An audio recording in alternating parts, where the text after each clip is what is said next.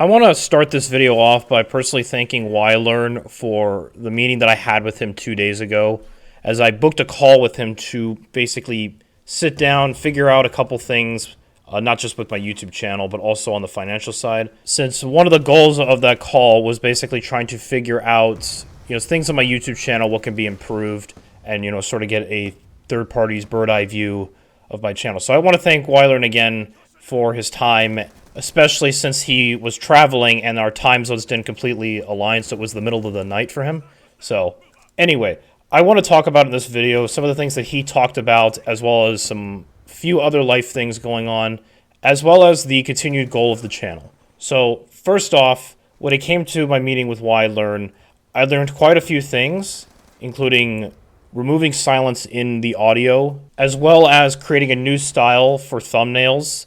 Since the style that I had created, my original intention was to have something that helped, stick out of the mold, help make me a little bit different compared to other channels, but ultimately it wasn't working as successful as I thought, my goal is going to be for that. I will be rolling out new thumbnails for all of the videos I've posted since January 21st. Any videos before that, I don't think I'm really going to be touching those because those are just more archival videos from before I started this YouTube journey. But I still have the original Canva thumbnails for most of my thumbnails. There's a couple that I will have to either create or start from scratch, but I will be applying the new font because the last video, I had started implementing that font, as well as I tested it with 2 other videos since YLearn had mentioned that it could help bump it into the algorithm, some of my old videos even then, just randomly, possibly. The YouTube algorithm works in interesting ways, so we can see what happens with some of those older videos, just to, again, get some more attention to the channel. The next thing on the list is I will be shortening my experience videos to be, after the one posting this Saturday, to be about a max of 15 minutes. Now, I will be posting one last my experience video for the golden era of Call of Duty, since I personally like making these videos despite the effort I have to do for them. Even if they are on the long side, they're more of a casual style kind of video where I just go on talking about my experiences with the older Call of Duties, because they're old games that I grew up with and have a emotional attachment and fond memories with. But I will be doing that starting next Saturday. This Saturday, it's going to more or less be that same style, maybe with some slight trimming here and there with the, silence and audio, since I learned that. But it's just because I want to close off the series, finish this series off, still doing those similar length kind of videos, just to kind of keep it consistent. But after this, next Saturday, I will be doing a different game and a different franchise altogether, because as I think I have said before, the Call of Duties that come in the next part, which is the Ghost to, I want to say, Black Ops 4 era, they're a mixed bag for me. Some of them do some things right, some of them do some things wrong, and those style of videos easily could hit that limit of, I want to aim for 15 minutes, just because I feel like that's a nice middle ground. I can still say my thoughts on certain older games and, try to tackle as much as I can in that time frame. And then the last thing that we did talk about in the meeting was adding photos into the video, because I'm not even kidding. I have had the hardest time trying to figure this out. I wanted to do this in one of my older my experience videos. It frustrated me to no end. So I thank YLearn immensely for us figuring out how to do this. And as I am recording, a YouTube comment did post that there was something left in my last video of a media offline from DaVinci Resolve. I did not see that when I was going through the video, but it must have been something left over since YLearn and I had used that video as a base to learn it. But I am debating if I kind of want to get rid of it, just because the video is making some good traction. So I don't know, if there's an outcry to change it or anything, maybe I'll just repost it with that part removed. But I don't know, I kind of want to leave it in there. It just seems like a weird, funny little Easter egg, It seems like it's a harmless mistake, and this time I'll double check the track, because, again, that video was used as a base to kind of learn how to put video or images in there. So, once again, thank you, YLearn, for helping me figure out why I couldn't get DaVinci to do this. So, but overall, the meeting with YLearn was great, very informative. I was able to get the feedback I needed to help improve this channel further, which is what I want. I want to see comments just talking about what can be improved. And it can definitely be hard when you're a smaller channel because, not everybody feels inclined to comment. And that's not like I'm coming off as I want every single person watching my video to comment. It just depends on the person if they want to say something or they just, don't feel like anything needs to be said. Which, in my experience with one of my other earlier videos talking about the sort of fan fiction story I made, one of the things that I really wanted throughout that writing process was getting that feedback.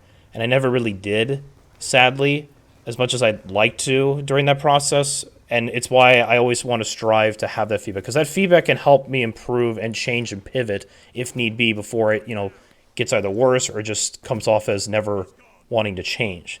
So, anyway, that's all I'm going to say about the YLearn meeting. I'm now going to segue into my job and life right now. Everything seems to be going steady.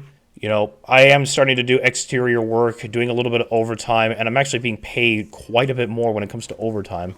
I won't disclose too much numbers, but I was genuinely shocked when I did 3 hours of overtime in my last pay period, and I was shocked the amount of money I got in terms of like the rate. And that was even when there was a little bit of an error on the paycheck as my rate was calculated a little less. So I potentially got even more, which is just, again, it's crazy to me that, it's nice to find an employer that actually, pays for the overtime.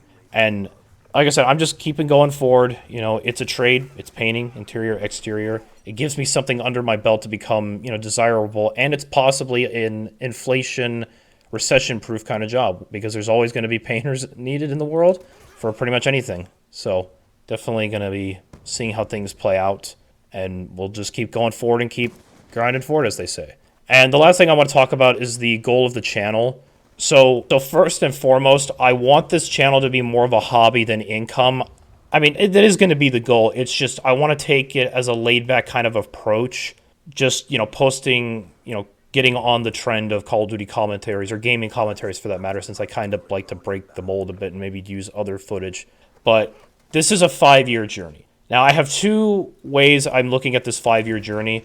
I either want to find an employer that I don't feel scared I'm going to walk in every day and scared I'm going to lose my job. And obviously, it would be very unrealistic for me to say that that's what I would be doing for the next 40 years from that point on. Obviously, things change. Maybe I don't want to do that much anymore and I want to do something else with my life. And I do feel like having that employer, because I do think, at least at the end of the day, I want to do self-employed as the end game before I do retire, or just what I do for the rest of my working career.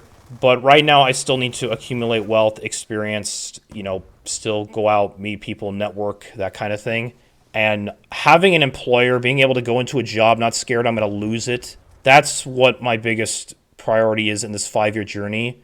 Because then it can allow me to sort of pivot and see what else I want to do in life while in the process of, continuing to make money, accumulate wealth, and just continue to live forward as best I can, in these trying times. But I do also want to have passive income, and I'm going to be working on a few things financially to achieve that, but it's going to take time. All of this is going to take time. This is why I say it's a 5-year journey, and that's what I want it to be. So I think that's all I have really to say in this video. Once again, I want to thank YLearn, as well as that YouTube comment by the user nickname H63 for commenting about the DaVinci Media Offline thing. Like I said, I think I might keep that in there just to see if someone else might catch it as like a little Easter egg kind of thing.